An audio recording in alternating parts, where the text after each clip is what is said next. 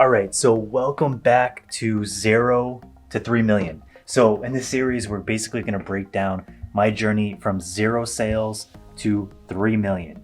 So this is going to be a fun one, but before we dive into today's video, which is part 2, and it's going to be basically the numbers on, how to calculate, if you successfully accomplish this goal, how much money you're going to really make.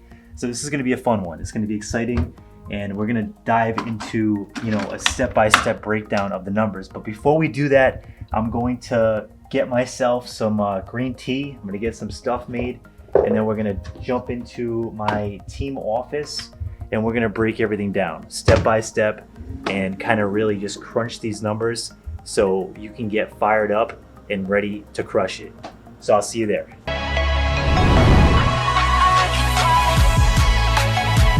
All right, so I just got my tea and we're gonna dive into some numbers. And numbers are fun because they put some kind of a reality behind this big goal.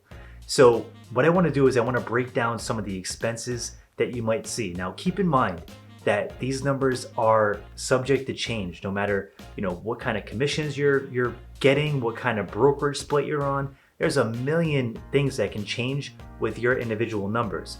But this will just give you a rough idea how to make these calculations and some things to think about when you're running your numbers to figure out how much money you're actually gonna make if you hit this goal.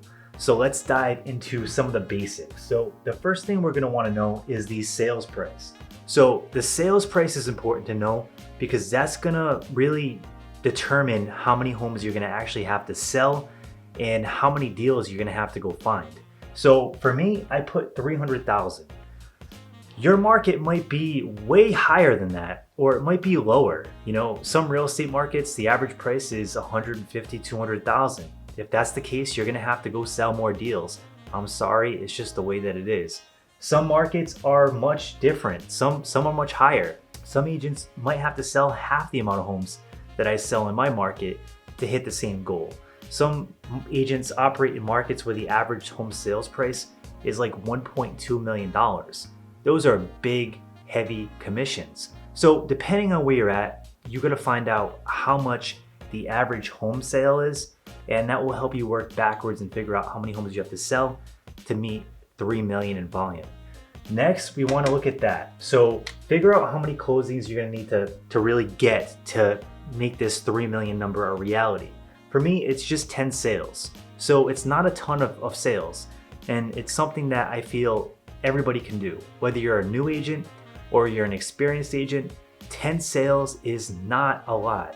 And if you spend the time and you really get into a routine and get into a grind, you can do this pretty quickly. So that's the good news. All right, so next we're gonna talk about GCI. So this is called gross commission income. The way you get this number is you take the home sales price times the commission rate that you're getting, and that's gonna spit out a number. So I estimate I'm gonna get anywhere between $7,500 and $9,000 per sale, depending on what commission I can negotiate with the seller. So those are some really good numbers to know. Now, what you wanna do is you take that number and you times it by 10. For me, I'm looking at anywhere between 75,000 and 90,000. You just basically carry the number over, add a 0. That's what we're looking at. Okay, so after that, trust me, this would be cool if I get to pocket all this money. Trust me, that would be awesome. The reality is though, there's a lot of expenses with real estate. And if you're brand new, you're gonna learn that pretty quickly. If you're experienced, you already know this. The bills just keep coming in, no matter if the commissions are coming in or not. You're gonna get bills on a regular basis. So I do have fixed monthly expenses for my team, like a CRM, like other things like our office that I'm in right now. This is a rented office space. There's a lot of things like Dotloop and other systems that our team provides that I'm not going to include in this because my team also does sell and my team makes commissions as well. So I'm gonna leave that stuff out of this equation just to keep it as simple as possible. But just keep in mind, if you have those things that are part of your real estate business, calculate that in as well. Figure out what your monthly costs are just to open the doors of your business. Some agents run super lean and it might only be a couple $100. while other agents spend thousands on leads, CRMs, softwares. They have every tool and gadget in their toolbox, and they might spend thousands of dollars a month on these systems. So depending on who you are and what your monthly budget looks like, you want to add this in, because if it takes you 6 months to close this 3 million and your average expense per month is high, say it's $2,000 a month, well, you have to subtract that from this. So in that particular situation, you would do 2,000 times 6, which would give us $12,000. And then you would minus that here as your overhead expense while you're out there making this commission income and selling $3 million worth of volume. So let's dive into some basic numbers. So you're gonna have a broker split. For me, I'm at a flat fee brokerage, and this works out really good as someone that has a real estate team, because I just pay a flat fee every time something closes. So that's a beautiful thing, especially as someone that has a lot of overhead expenses, like someone that's renting office space that provides CRMs and systems and tools. Having this flat fee is really cool because it keeps your expenses fixed and it keeps your income more predictable on what you're gonna be actually splitting with the main broker. So broker split, for me, I estimate that would cost me about $4,500 for these 10 deals, $3 million in volume. So next we have a TC. So I work with a TC. When I first started out, I didn't have a TC. So if you're brand new, you might not have a transaction coordinator, and that is awesome because you're not gonna have this expense. For me personally, I have a lot of things going on. I'm juggling a lot of different businesses and things I do throughout a daily basis. So for me, it's well worth investing the money to work with a transaction coordinator and make my clients' transaction as smooth and stress-free as possible. So I'll invest in that all day long. But it is an expense, so we're gonna have to account for it. For these 10 deals, I estimate I'm gonna pay that transaction coordinator about $4,000. So that's in red as well. Next is real estate signs. So I have a sign company that goes out and installs my signs. They put a really nice wooden post up, looks really classy. The clients like it, it's high end, and it really sits high up so people that are driving by have a really good view and it catches their attention. So we've gotten sign calls off those, and it's been a pretty good investment. Plus, I'm not out there digging holes in someone's yard, and it's someone that just focuses on that, and it's been a pretty good experience. So I estimate out of these 10 sales, I'd probably say 6 or 7 of them are gonna be listing clients. So I just took the number that I'm paying per sign installation and I times it by 6. So that gives me $300 for that. So now what we wanna do is we wanna take, this is called top line revenue. I'm gonna use 75,000. I'm gonna take the 75,000 and minus it from our expenses, and that's gonna give us our actual number that's left after all these expenses. In this situation, we're looking at $66,200. Now, for some people, that might be a really big number. For others, it might not be a big number at all. But this will give you an idea how to crunch numbers. And for me, my goal was to basically make this as quick as possible so I can take that money and put it into an investment that's gonna snowball and make me more money. So that's the drive, and that's the why as to why I'm so motivated to get this goal done.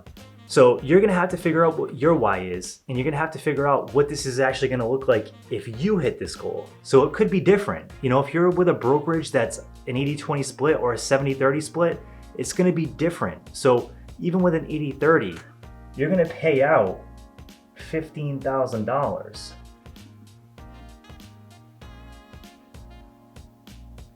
In that situation. So that's gonna dig into a lot of this, what's left money. Like what is actually gonna hit your pocket? And that's what you wanna figure out. So you'll have a really good idea by doing this basic math of what's actually gonna be left for you. So maybe you just wanna tweak this goal a little bit for you. So if it's not enough, maybe you do 3 million in sales every quarter, or maybe you do it every half year. So in total you have 6 million, or in total, you're looking at something more like 12 million. So you can adjust it based on your goals, and what you want to actually do as far as how much money you want to make per year. So that's the best part about it. But the reason I like 3 million is, first of all, it's great for anybody, because if you're brand new, 66,000 or 60,000 or 70,000 can usually replace your 9-to-5 income, depending on what your current job is, of course, but it can do that. So that's a great first goal to work towards. And it's not unattainable, right? We just broke down the numbers. It doesn't take that many deals to do. You know, if I came up here and I'm like, hey, let's figure out how to make 12 million, that might be a little bit out of reach. So I like the 3 million because it's reachable and it's a goal that anybody can really aspire to. And if it's something that's not big enough for you, you could break that down per quarter and then close 12 million in the year. Or you can break it down per half quarter and sell 24 million in the year. Depending on what your goals are, you can chop this number up in any way that you want. But for me, my motivation is I want to get this $65,000, tuck it away, put it into a certain investment that I have my eye on, and that's going to be really, really good. So I'm driven, I'm motivated, I'm fired up, and in the next video, what I want to do is I want to break down the pipeline that I'm going to use when I'm prospecting to basically drum up this business. So what I want to do is I'm going to show you the pipeline that I use. I'm going to show you a breakdown on how to build a sales funnel so you can start doing this and basically have a really systemized approach on how to, basically organize your leads and get them all in order so you know exactly how many leads are going to spit out of your pipeline, and you'll have a much more systemized approach to what you're doing, right? So in this process, we're going to check out, prospecting. We're going to look at different lead sources. And then what I'm going to also do is I'm going to break down each sale that I have and each deal that I get into my pipeline and tell you where that deal is coming from. Is it a for sale by owner lead?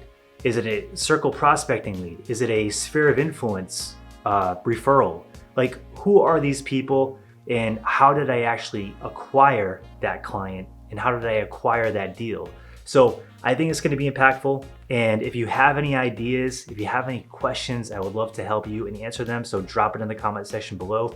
And tune in for this series. It's going to drop every single week. And we have other videos for real estate entrepreneurs. So whether you're a real estate investor, real estate agent, real estate broker, we have content for you that comes out on a weekly basis. So thanks so much for watching. If you enjoyed the video, like it, subscribe, and I'll see you soon. Thanks so much.